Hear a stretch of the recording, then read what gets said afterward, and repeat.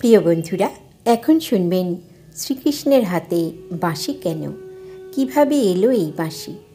ভগবান শ্রীকৃষ্ণ খেলা করতে করতে একদিন গঙ্গার তীরে গিয়েছিলেন।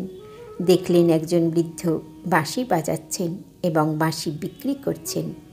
ওই বাঁশির সুর শুনে শ্রীকৃষ্ণ বৃদ্ধ লোকটির কাছে যান এবং বলেন, হে মুনিবর, আপনার বাঁশির সুর খুব সুন্দর, আপনি কি আমাকে শেখাবেন বাঁশি বাজানো? তখন বৃদ্ধ লোকটি বললেন, তুমি খুব ছোট, তুমি পারবে না বাঁশি বাজাতে। শ্রীকৃষ্ণ বলল, আমি পারব, দয়া করে আমাকে শিখিয়ে দিন। এই অপূর্ব লীলাবিলাস দেখে সমস্ত দেবদেবী হাসছিলেন। এই ভেবে যিনি সমস্ত কিছুর একমাত্র মালিক, তিনি বাঁশি বাজানো শিখতে চাইছেন। ভগবান শ্রীকৃষ্ণের এই লীলা দেখে বৃদ্ধের খুব দয়া হলো। তারপর সে বলল, আচ্ছা ঠিক আছে, আমি তোমাকে শেখাবো। তখন শ্রীকৃষ্ণ খুব আনন্দিত হলো।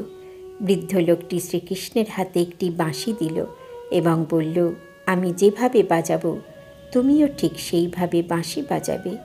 শ্রীকৃষ্ণ বলল, ঠিক আছে। বৃদ্ধ যখনই বাঁশিতে ফু দিল তখনই শ্রীকৃষ্ণ বাঁশিতে ফু দিল।